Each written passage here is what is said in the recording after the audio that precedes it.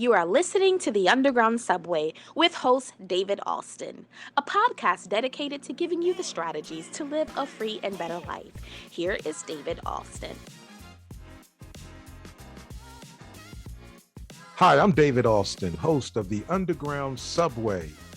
Thank you for joining this edition of the podcast, The Underground Subway. Thank you for jumping on board this train to freedom. Years ago, my grandmother's first cousin, the great Harriet Tubman, led so many people to freedom. Today, we're in the 21st century, and we don't operate the Underground Railroad, we operate the Underground Subway. And what this podcast does, it is dedicated to giving you all of the strategies, the tools, the material that you need to be free. What does that mean? That means to live a better life than what we're living right now. What is liberty? Liberty is simply one thing. It is the ability to think, to move, to function, to operate, to live a life without restraints. My friends, Harriet Tubman said this when all was said and done. She said, I wish I could have done more, and I could have freed so many more slaves if only they knew that they were slaves. How many of us are living a life in which we really don't know the chains that are holding us back? How many of us are living a life in which we're ignorant to the many chains and the bonds, the bondage that we're in? This podcast will expose some things as well as give you the tools and strategies necessary to live a free and better life. Not just you, because Harriet never freed just one person without the children and the nieces. All of them came out. I don't want to live a better life and my family is still living a miserable life. I know this is improper grammar, but understand this. We's all's gonna be free. I'm excited about my guest for the Underground Subway for this special edition. My guest is none other than Cassandra Mayo. Let me explain something and give you her a little introduction about Cassandra. She is an author, speaker, and mentor with over 30 years of experience leading, training, and coaching professional men and women towards their primary goals. As a former vice president of a global Fortune 500 company, and she often found herself working as one of the first and only African-American women in the space. She has led organizations in their recruitment, retention, and promotion of of African American leaders. I'm stuck on the Underground Subway. My mind is still there. But Cassandra has led so many with the recruitment, retention, and promotion of African-American leaders from within. After experiencing a career of success and fulfillment, yes, but also one of self-neglect, self-sabotaging, and the latter part of her career, she dealt with something called imposter syndrome and burnout. She committed to a journey of confronting habits. We've heard that on this podcast before, how we must have effectual habits and behaviors that kept her from living a happy and healthy life outside of work. She's now on a mission to partner with 25 organizations and over 100 professional women to help them live their best life at work and outside of work. And that's why we are grateful that she has joined this podcast to help us get in that number. I want to say welcome, Cassandra Mayo, to the Underground Subway. Thank you for joining us. David, thanks so much for having me. I'm looking forward to our discussion today. All right. Well, let's jump right into it. Reading your bio and listening to it as I was reading it, I'm thinking, you've lived a life that's successful.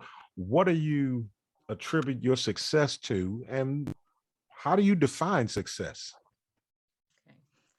Well, I attribute my success from God. I'm going to put it out there. All right. That without him, I would not even be here today. And I'm just so grateful because it's by his grace and mercy that I have made it this far. And so that's why I say that I'm going to give him all the praise, honor, and glory for my success. All right. So how would you define I often say this, I often give this illustration. I'm originally from, although I live in North Carolina, I'm from Philadelphia, and there's a movie, Philadelphia, with Denzel Washington and Tom Hanks. And in that movie, Denzel Washington asks he's an attorney that asks a witness a question, and he says, now explain it to me like I'm a 6-year-old. Explain it to me in your own view, just like if I was a 6-year-old. You said you attributed your success to God. What is success Okay. in your opinion? Well, yes, in my opinion, I have, as you indicated, I've worked in corporate America for 30 years, but I guess 30 plus years. And although I was successful, and I'm grateful that I was able to have what many look at as material objects, the house, the car, the clothes, the this and that. But after going through life, for me, success is peace of mind. If I can have peace of mind, that is priceless. You can have all of those things and set all of those goals, and you can accomplish those goals. But once you do, then the question is, now what? What's next? And when that's in your, what I call in your belly, you have a tendency to want like more, like you can't figure out what you want, and you have this anxiety. But if I had peace of mind, that I have everything in addition to my health. So those to me is how I define success. All right, I happen to agree. So it's not a materialistic thing. It's just right. I agree 100%. Yeah. You wrote a book, and I want to deal with the subject of that book. You wrote a book, and I want to know what triggered you to write the book entitled "Is Your Way in Your Way?" Yeah. It almost sounds like it almost sounds like something I used to hear growing up in church as a little boy. They would always say, "The Lord will make a way out of no way," and I would say, "What does that mean?" So, what exactly is your way in your way? Well, I just love that question, because after, being, I remember when I graduated from college, and I kind of titled this as one of my first chapters is Welcome to the Real World. So, after you are under the tutelage of your parents or the guardian or whomever reared you, then we get out. We get out into the real world, and then we have these beliefs, and based on our experiences, we can get in our way. And once we get in our way, then sometimes it does not enable us to be the person that we were born to be. And I say that because from my experience, I was in my way. And these are some of the characteristics that I realized that had me in my way, because I remained my way. I was not what I would call living a life of, I'll say it like this, living your best life. Okay. For example, I compared myself to others. Was one thing, like, oh, I want to be like them, or I wish I had this, so that kind of stunted me. And then, we all have a childhood, and I think everything begins at our childhood. So once I figured out, like I'll give you an example. For example, my mom was a critical person. She loved me madly. She loved me dearly, but she criticized all that I did. So as I got older into the working world or into life, I strive for perfection. I wanted to have everything just right. And I focused so much on that, it just burned me out, because all I did was work, or workaholic, so that I can be seen as doing a great job, or low self-esteem or esteem. So in my book, I have written love letters to women and categorized certain things that I know without a doubt we all struggle with. And because of the struggles that we have with all these characteristics, we have a tendency to not move forward, because we're so focused on all of these things, like old scars and resentments. We can't get rid of those scars and things that are bothering us. Right. Or what about, like racism and inequality, things of that nature. Or we wear a mask, figuratively wearing a mask. So as an example, those are the barriers that were in my way that prevented me from moving forward to do what it was that I felt I was led to do. So therefore, I kind of was in a vicious cycle. I call it toxic behavior. You stay in these jobs, You're ready to move forward, but you just can't. You Right. stay in a church because you grew up in the church, but you can't move forward because you just can't, because you feel like, if I did, what would they say about me? So those are Right. just a few examples. And that's why I said we're in our way. So the question is your way in your way? All right. All So right. yeah, so that's where that comes from. Right. Is All your right. way in your In your way. Let me ask you a question. I exactly. hope I'm not going into left field. If so, we'll just go out of That's left field okay. and come back.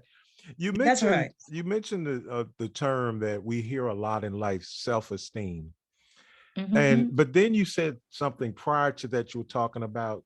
Let me ask you, let me just ask the question, and I'm trying to Okay. phrase it in a nice way, but That's let me okay. just, do you think that we can suffer from self-esteem because of how much we value how others view us? Yes, I do. We have low self-esteem, and there are people that have high self-esteem. Okay, so it's kind of like, comparing yourself is a form of low self-esteem, because you're not and don't articulate like this person. Then you belittle yourself. You diminish the value that you are. So I look at it as self-worth. Many of us don't see ourselves of value. We just like, we don't take care of ourselves. We don't love ourselves. And then the question comes up, well, what is love? How can we love ourselves? And a lot of us do not. So, and then we can have high esteem, that we think we're all of that in a bag of chips, and Right. that can be a hindrance as well. So Right. there are two levels of esteem to me. But to answer your question again, if your esteem is so low, it's kind of like you can't move forward, because what you've done, you don't think it's good enough. You don't think you can do this, or you don't apply for a job, or you're really upset about how things are going in our country, but yet you have the skill set to take an actionable step to do something about it. But because your esteem is so low, you won't move forward. That's You good. just stop, you get stuck. Right. Now, all right, let me try to come back. We were in left field. Let me come on Okay. back to second base. I was talking to someone dealing with another issue now. I was talking to someone about how life hits and how life attacks all of us, and how it affects the different genders differently. It affects men in one way, and things affect women in a different way. And then there's some things that affect all of us the same way. I recently lost a very close loved one, and it really hurt. It really hurt. It was a very difficult loss. When I spoke to someone, a coworker, about that, and said, yeah, I'm just dealing with the loss, the coworker said, well, you have my condolences, and I'm sorry for your loss. My response was, and I'll quote what I said: "It's a part of life. It Mm-hmm. hurts, but it's a part of life. It's part of life." Yeah. I know I have. The reason I'm asking that, because I'm a man. In your book, you wrote about losing loved ones, and you wrote a letter in your book to women Mm-hmm. about losing Mm-hmm. loved ones. Why is that? What triggered that? And why was that such an important thing to deal with in your book? And why to just women?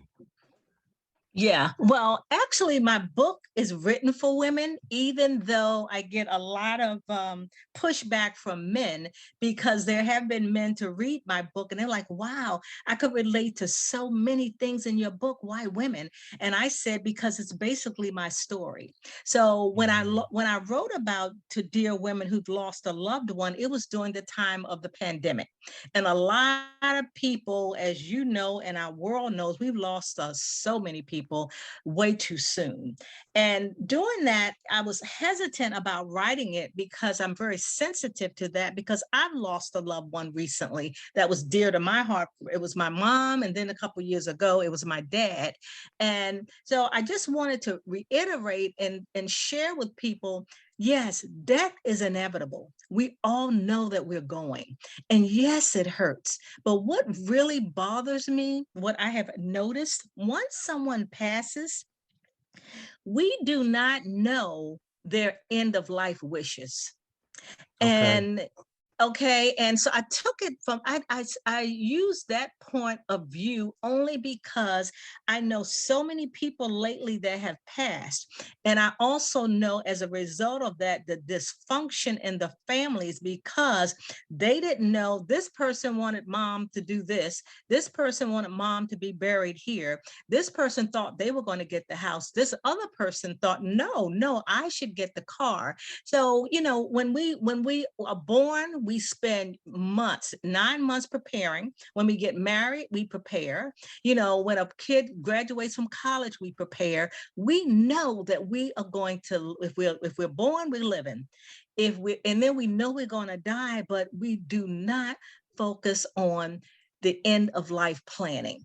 And I understand, that it's hard to do. I understand that. But when I lost my parents, what gave me solace, even though I was hurting, I knew that I provided for them what they wanted, not what I wanted. So that's the standpoint I took it from. And I took it from a friend who was dying, and he asked me to pray for him.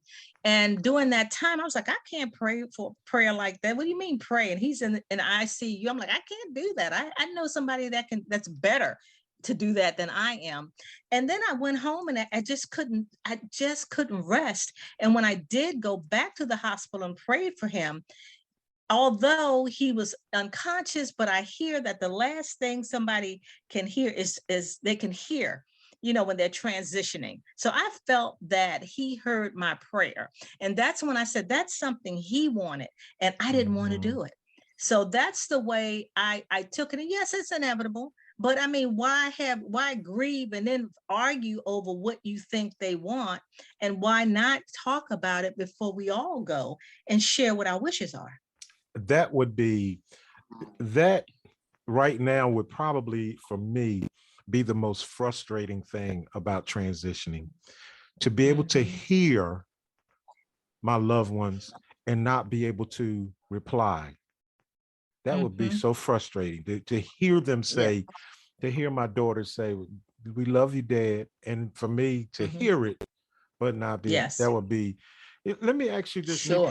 piggyback off of that. I was talking to someone who said this, and I want to know, do you think, and I had to laugh at it because we were talking, eventually I said, look, I don't have the answers. I'm not Dr. Phil, but we were talking about a loved one that's transitioning, and the individual said this, I'll quote what they said. They said, when my siblings approach me and say to me that she is gone, talking about mom, I will say to my siblings, well, do you all have plans, everything in place to bury your mother?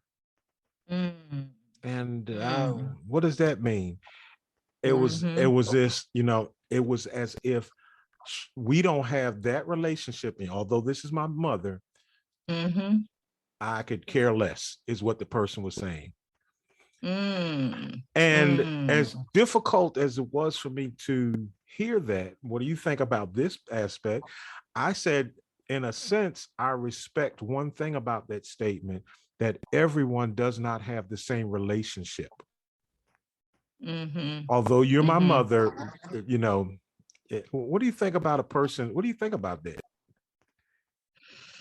Well, I just, that's why I say before anyone transitions, despite perhaps the relationship, number one, and I always say, before, and that there may be something unsettling, I don't care how old they are. They could be 20, 40, 70, 80, 90. And in your heart of hearts, and that's why I talked about scars and resentments in my book as a chapter, because if you don't have that relationship with that person, I don't believe that it doesn't concern you.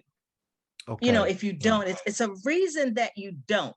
And for someone to say that, it's a reason for that. So is it something that you want to settle before they go? That's going to be well with your soul? I look at it as forgiveness, or if you're okay with it, then so be it. So I think it's an individual issue. Although I didn't have a great relationship like I did with my mother, but eventually my relationship, my dad was great, but it wasn't always like that. And I made up in my mind that I did not want any regrets. I wanted to be well with my soul. And God made that possible for me to be able to do that before he transitioned.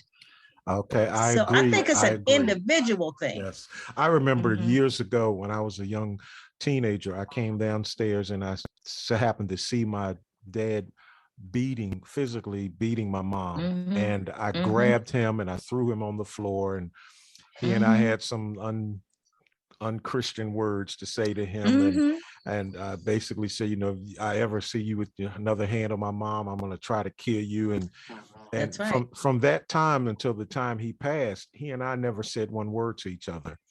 And then I began to realize, the older I got, that I was beginning to display a lot of anger. I was very aggressive. I was slamming doors and punching walls. And I went to a conference in Dallas, Texas. It was a conference with T.D. Jakes. And someone gave me a ticket to slip into a personal Q&A with him. And I asked him about my anger. And when I explained it to him, he told me to come up front. I came there up front. He embraced me and he said something to me that, if you want to elaborate on this, you can. He said something to me that changed my life.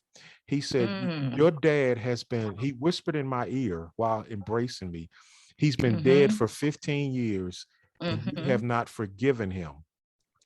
And these are the words, who you don't forgive, you will become. And that's true, isn't it? It is. That's right. And I also say, if you don't understand your core issues, you cannot defeat it. Not only understanding it, but to acknowledge it. It's because it seeps inside of you. Because I even wrote the chapter about it all begins with your childhood. You take a deep dive. One of the questions they ask in the beginning is there anything that has happened in your younger or your young adult life that's uneasy, that conjures some type of emotion that bothers you? And I bring that up and I said, so you all think about it. This is your thing. And if something's coming up, you need to deal with it, because what happens in your childhood will relate to your adulthood.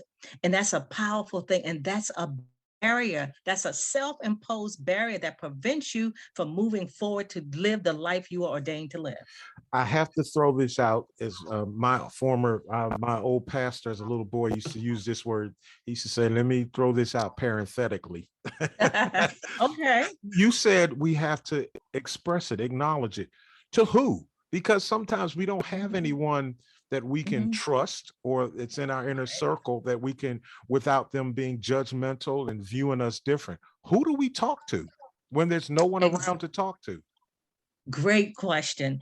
One of the things I did not share, but I'm going to share it now. Once I finished writing my book, I thought, okay, I'm done. This is something I always wanted to do. But something inside says, so what's next, Cassandra?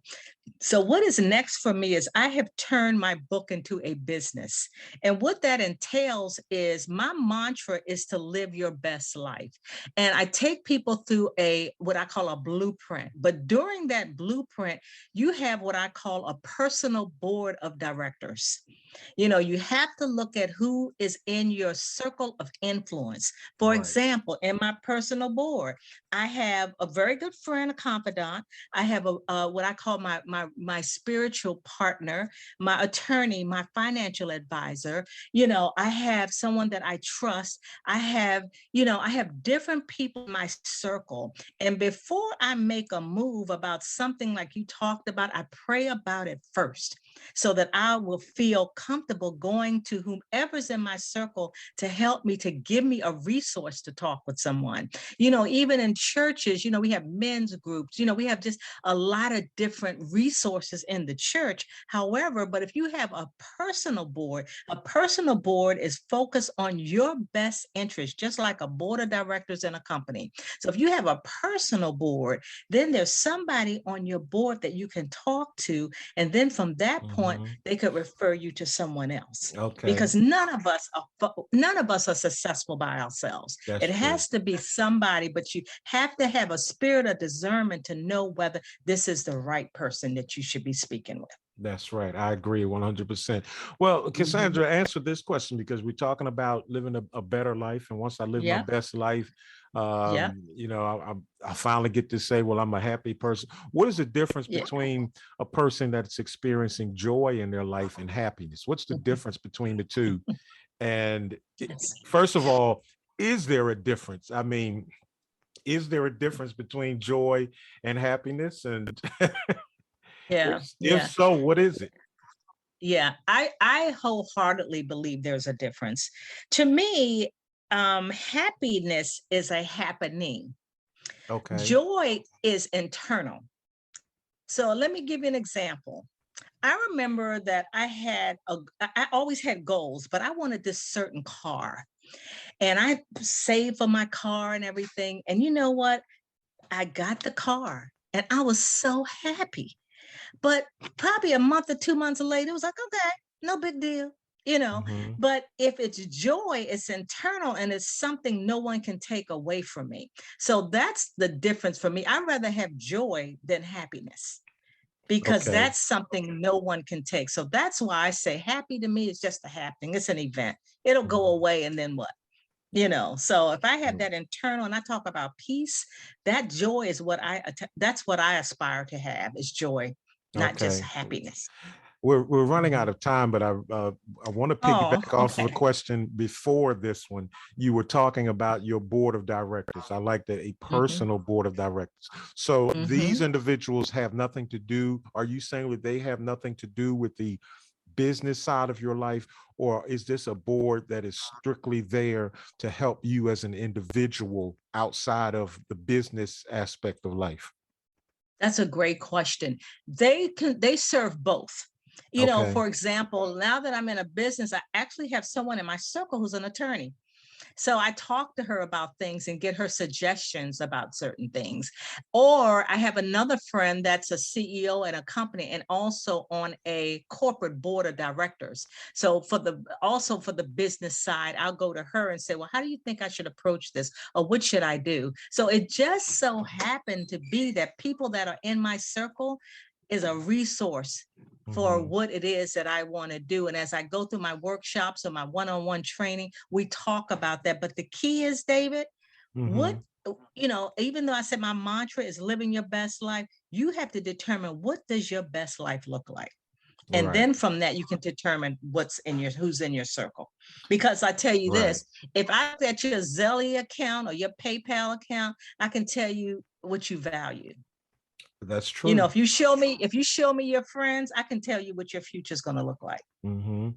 What Yeah. about So what about having those board of directors? How much of their role is you being accountable to them? Because we need someone that can hold us accountable.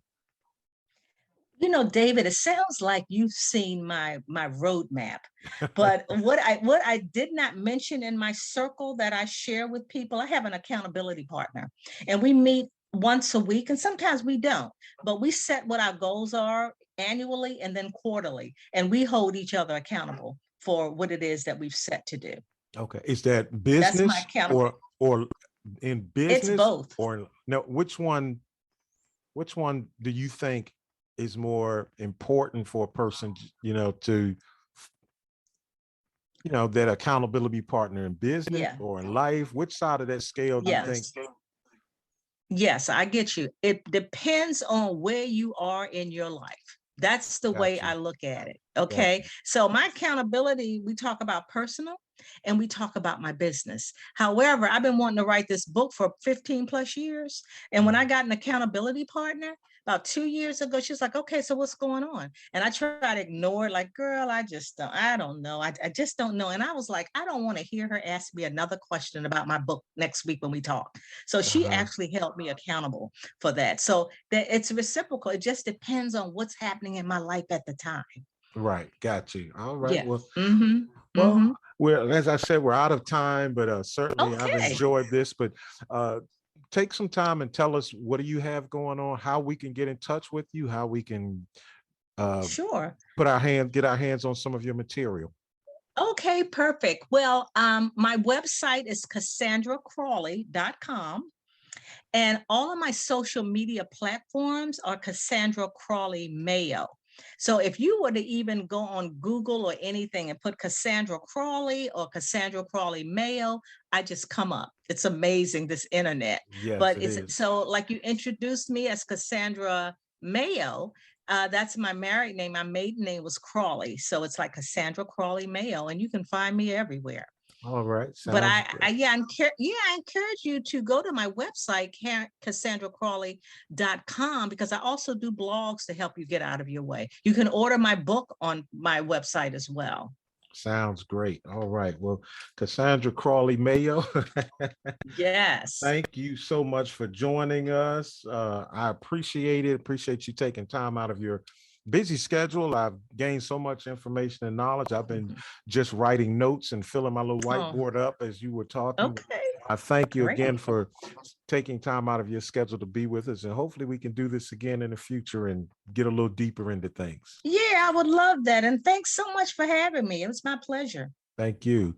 Well, my friends, we're out of Okay. time on the Underground Subway. I want to thank you for taking time out of your schedule and your life to be with us, wherever you may be listening, whether you are listening with your AirPods on the treadmill at the gym, or riding along in the car, or at home listening on your Bluetooth speaker, wherever you are. I take it not for granted that you took time out of your schedule to stop by to hear something to help you become a better person.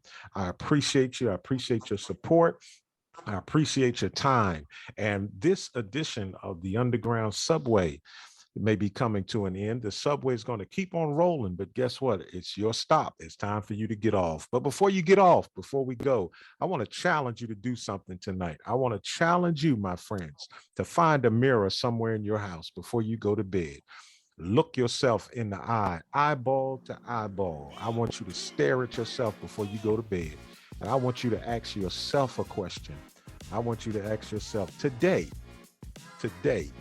did I do something to get out of my own way? Did I do something to make this world a better place? Or did I simply waste another day? Think about that. You don't have any time to waste. I'm David Austin, and I will see you next time right here on the Underground Subway.